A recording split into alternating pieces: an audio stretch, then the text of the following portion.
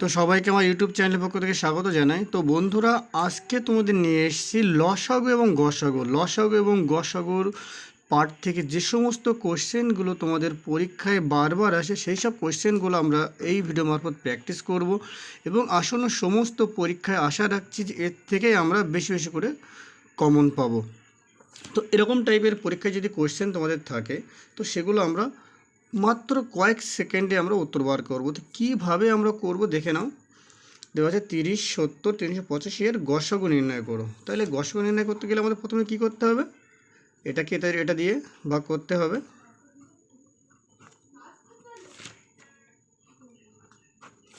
কত থাকলো? 10। এবারে যে 10 থাকলো, এই 10কে এটা দিয়ে ভাগ করতে হবে। তাহলে এখানে মিলে যাচ্ছে। তাহলে এখানে কত কত থাকলো? 10 থাকলো। এবার এই 10 দিয়ে আমি আবার এটাকে ভাগ করব, তাহলে আমরা উত্তর পেয়ে যাব।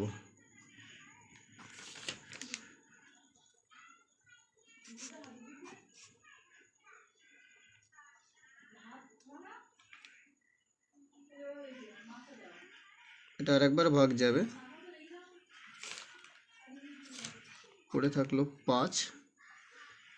5কে 10 দিয়ে ভাগ যাবে, 5 দুনো 10। তাহলে দেখো এখানে এই যে 5, এই 5 কিন্তু এখানে উত্তর হয়ে যাবে। তো আমরা গসাগুর অঙ্কগুলো আমরা এইভাবে আমরা উত্তর বার করে দেবো। দেখো অপশান বিতে তোমাদের দেওয়া আছে। তো গসাগুর যে কোশ্চেনগুলো সেগুলো কিন্তু তোমরা এইভাবে সহজে ভাগ করে নিতে পারো, ঠিক আছে? একটু বুঝতে যদি অসুবিধা হয়, পরেরটা আরও তোমাদের ক্লিয়ার হয়ে যাবে। তো দেখে নাও। তাহলে এখানে 84 দেওয়া আছে, 210। এটা কত দিয়ে ভাগ যাচ্ছে? এটা তোমাদের ভাগ যাবে হচ্ছে 2 দিয়ে যাবে।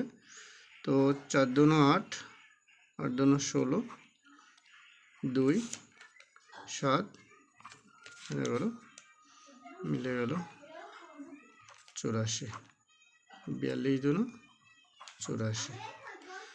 তো করতে হবে।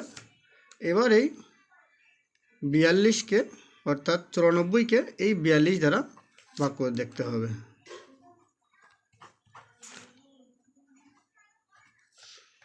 কত দিয়ে যাচ্ছে?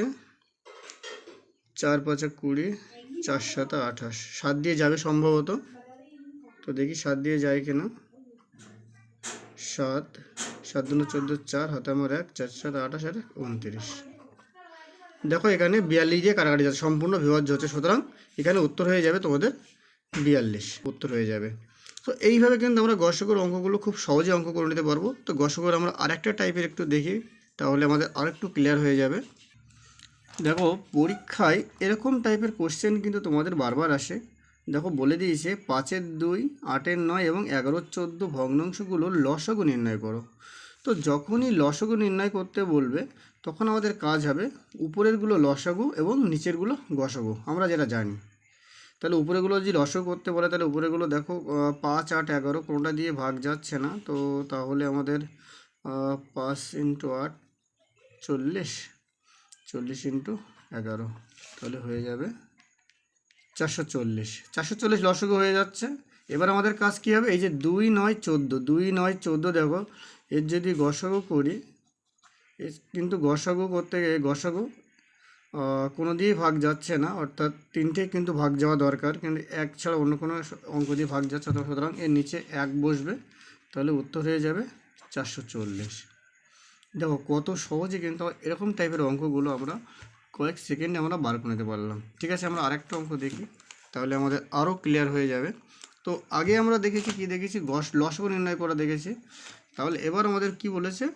গসাগু নির্ণয়। কি বলেছে দেখো, 2-এর 3, 4-এর 5 এবং 6-এর 7 ভগ্নাংশগুলোর গসাগু নির্ণয় করো। তো গসাগু নির্ণয় করতে গেলে সেম আগে যেরকমভাবে বলেছি, যদি লসাগু নির্ণয় করতে বলে তাহলে এরকম ভগ্নাংশ থাকলে উপরগুলো লসাগু হবে। যদি গসাগু নির্ণয় করতে বলে তাহলে উপরগুলো গসাগু হবে, নিচেরগুলো লসাগু হবে। ঠিক আছে, তাহলে 2 4 6-এর গসাগু কত হচ্ছে? 2 4 6-এর গসাগু তোমাদের হয়ে যাচ্ছে 2। তোমাদের এখানে গসাগু হয়ে যাচ্ছে, কারণ এগুলো আর এক ছাড়া অন্য কোনো দিয়ে ভাগ যাচ্ছে না। এবার কী করতে হবে? এই 3 5 7 এদের লসাগু করতে হবে। তো 3 5 7 লসাগু করলে কত আসছে? যেহেতু কোনো কিছু দিয়ে ভাগ যাচ্ছে না, তাহলে 3 5 15, 15 × 7 70 5 35, 105। তাহলে এখানে কি হবে? 2/105।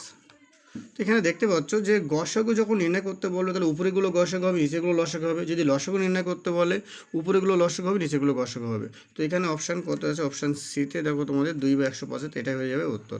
তো আমরা এরকম টাইপের কোশ্চেনগুলো খুবই অল্প টাইমে আমরা পরীক্ষার খাতায় সহজেই আমরা নামাতে পারবো। তো এরকম টাইপের ভিডিওগুলো পেতে বেশি বেশি করে ভিডিওটি শেয়ার করে এবং লাইক করে এবং চ্যানেলটি সাবস্ক্রাইব করো। ধন্যবাদ।